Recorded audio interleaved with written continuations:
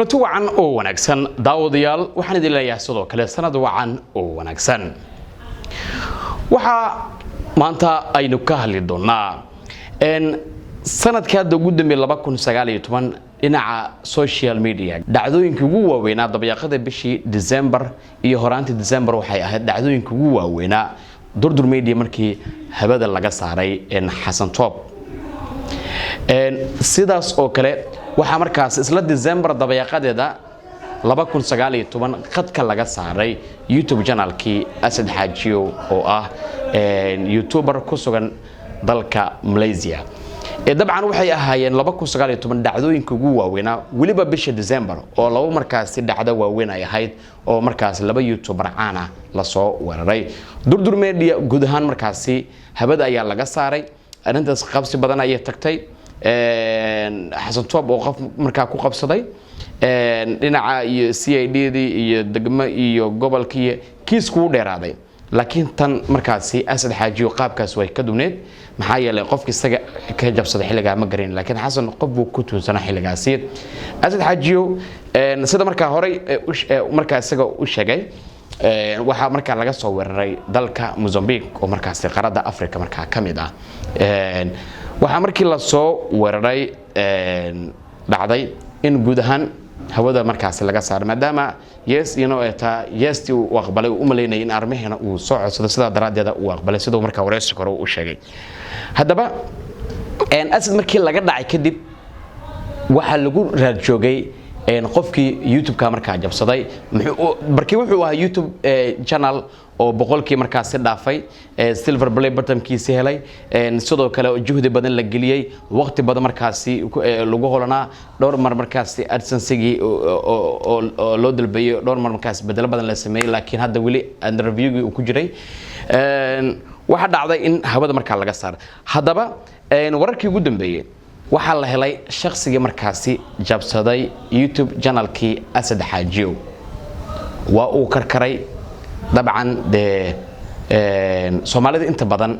waxay u maleeyaan dhaca in xaraan kaliya ay tahay guri la dhaco in lacag la dhaco in qof mobile laga dhaco in saas loo dhaco kaliya in xaraantay moodaan marka la fiiriyo wax kasto qof binaadan aad ku sameeysid aad ku xadgudubtado aad ka dhacdid waxay la mid tahay adigoo xaraan isticmaalay maxaa yeelay YouTube channel qofkan markaa isticmaalaya waad ka dhacday markii juhdi soo galiyo waqti badan ayuu ku lumay video badan ayuu soo sameeyay wuu ku shaqeystaa lacag buu ka sameeyaa haddana hadii aad dhacdo waxay la mid tahay adigoo qof bini'aadam dhaco kale taasna waa nooc markaasi kamid ah qaladaadka waaweyn ee qofka bini'aadamka markaas soo galo kulli bini'aadam qada hadaba muuqaalkan yar ay markaasi laga soo duubay Asad Xaajiyo isagii markaa armehna oo markaas isla wada fadhiyaan laguna xaqiijinayo YouTube-kiin markaa la helay qofkii dhacana markaas isla wada hadleen kusoo dhaw muuqaalkan degdeg waaye يعني سي emergency ku imaaday in ay la wadaagnan waa jecelnahay maadaama ay jiraan dad badan oo loo soo istaagay shalayna garab taagnaa oo noo hiiliyay waxaan rabnaa in ay la wadaagno oo idin sheegno maadaama familkeena tihiin ayna ku jiraan dad badan oo dhiig leh oo noo damqaday na garab istaagay noo hiiliyay wiilkii Asad channelkiisa qaatay waa soo ogaanay wuuna la soo xiriiray channelku waa la soo celiyay maanta uu la soo hadlay wuuna soo diray isagoo waliba noo sheegay inuu seexan waayay hal haweenan inuu seexan waayay yani uu waliba cabsi badan uu dareemayay wiilku wuxuu naga codsaday in ma aragtay aan shaacanin aan meelaha ku sheegin balan oo anaga aan dhaxmartay ahayd anagana waa yani waa ku ixtiraamna balantiisa inkastoo ma aragtay uu gaf badan uu sameeyay xad gudub weyn uu sameeyay hadana qofka bini'aadanka anaga ka soo ilaahigi wax uuntay adoonkiisa afiyo so anaga binaadana marka maxaa sheegana waxa sheegana ma jirto marka wuxuu dalbaday cafis inaan cafino sidoo kale wuxuu inoo sheegay dad badan inuu ku tijaabiyay oo kamid ahaa dadka Asad uu ku tijaabinayay oo Asad ay u suurta gashay inuu ciwaankiisaas uu ku helo isaga markuu yes taabtay telefoonka marka saas daraadeed wuxuu kaloo noo sheegay in videoyaalka ku jiray dhan uu delete gareeyay wuxuu koobda ka tuuray telefoonada iyo emailka gudaha ku sii jiray wuxuu dhan uu tuuray aduuna soo celiyay passwordka marka anaga email cusub aan dhignay waa habeysana telefoona agalnay laakiin videoyaalka ku jiray meesha hor u yaalay oo Asad duubtay qaarkood anaga ku jirnay qaar family ahaan ugu jirnay waxyaabo badan oo Asad uu يعني noloshiisa ku saabsanaa meesha ku jira dhan uu delete gareeyay marka wuxuu naga dalbaday dhibka uu geystay inuu maaragtay aan ka cafino sida marka hadda aan wada aragnay muuqaalka dabcan qofka markaasi YouTube-ka jabsaday marka isku dayay in uu la wareego wuxuu ahaa qof ku sugan dhinaca iyo Mozambique oo bariga Afrika markaasi kamid ah waxaana isku dayga uu dabcan uu ku dajaabiyay in YouTube-kaas uu dhici karo ugu dambeyn uu ku guuleystay laakiin waxa uu sheegay in uu aad markaasi ugu naxay uguna xumaaday ugu dambeynna markaasi qalbigiisa uu soo rajoocay keentan inuu iska dhibo arimaha u sababka ahaa in uu intaas oo dhan uu sameeyo waxa kamid ah in YouTube kasta markuu soo fadhiisto habar in lagu tuuray qofka markuu isaga wax dhacay markasta marka YouTube kasta akhbaar soo dhigaba uu fiirina commentida uu fiirina habaara dhacay YouTube-kii waa soo habaaraya sida daraadeed wuxuu marka xaqiijiyay shakhsiga jabsaday YouTube channel-ka Asad Xaajiyo inuu karkaray uu jiifan waaxita uu ka hordi waayay sida daraadeed marka la fiiriyo dhinaca xoolo aad lahayn marka haysto kala kuleelkaas ay leedahay dhammaan marka qof kasto binaadama waa inuu ogaadaa wax kasta inaad iska dhacin lacag kaliya hadii la dhaca xaraana iyo maxaa la yiraahdaa isheeg hadii guri qof laga dhaco kala qof u gala wax kasto oo qof binaadam ku xad gudubtid oo xoolihiis aad dhacdid waa xaraam mana fiicna dabcan adigana kumoonaysan hada qofkii jabsado kale YouTube channel-gaas ama YouTube kale xitaa wax uu u taray malahan hada sida markaasi aan ka soo xignay arimahan ay Asad Xaajiyo markay wada fadhiyeen waxa markaasi ay xaqiijiyeen in wixii YouTube channel-kii ku jiro dhan in dalad uu ku wada qabtay dabcan waa nooc kamid ah waxyaabaha xanuunka hadii all uu private xitaa uu ka dhigi lahaa fiicnaaleed oo kadibna sida ugu soo celin lahaa ka YouTube channel-kiina qaata wixiina maxaa la ii sheegay private ka wada dhigay public ka soo dhigtay hadii uu sameeyay la ugu yaraan way fiicnaaleed laakiin wixii dhan uu ka masaxay hadii muuqaal la soo geliyo macnaha niil waa imtu wax ku jira ma lahan hadii muuqaal la soo geliyo inkastoo ayaga archive ay haystaan oo muuqaaladii hore laakiin de war la qabixiisa ma lahan muuqaaladaas hore loo daawaday haddana hadii la soo geliyo kala dadka ma xiisayn karaan barkeed inta badan muuqaalka wala arag laakiin ayaga archive ayuu ahaa meel ugu jiray YouTube kooda ugu jiray uu ugu kadsana laakiin hadda arintaas ku dhacday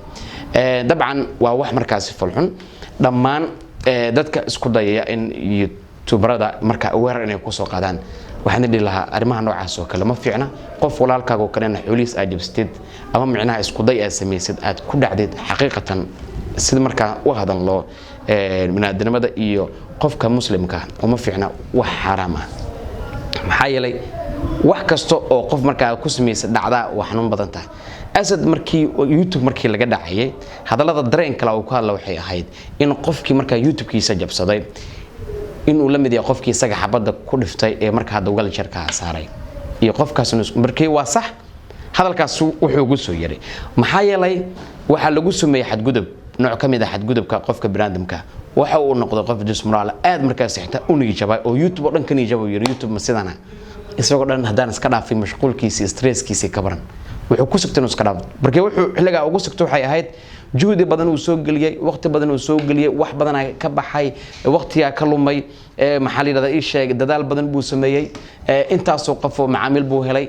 hadana wax ku dhaca aragteen inkastoo wali markaasi qalbiga aan la jabsan Asad Xaajiyo oo dadkiis wali markaa haysto waxa lagu dareemi karaa one day ayuu wuxuu ku sameeyay 30k oo subscriber mana dhicin waa record kale cusub oo Asad Xaajiyo maalinkaas markaa laga bartay taasi oo uu xitaa shakhsiga markaas jabsaday ee u cadaatay in la garab taagan yahay marka dadka markii hore walaalkeena oo qaladkiisa dakhiltay markii hore weerar iyo habaar ku soo tuuray waxaan dhiilan walaalkeena qaladkiisa uu ka soo laabtay hal cafiyo dhammaan Asad Xaajiyo maana dhammaan dadkii dhana ku wada kacay ninkaas YouTuber dhan waxa ku wada kaceen qof kasto binaadamo ay ku jirto dhan aad baa lagu wada kacay oo habaar iyo sidoo kale eray wax kasta macnaha ku dhacay sida daraadeeda walaalkeena qaladkiisa uu qirtay aan cafina dhamaanteena hal wada cafiyo si markaas isagana qalbiga uu qababo isagana waxaan ugu baaqlayn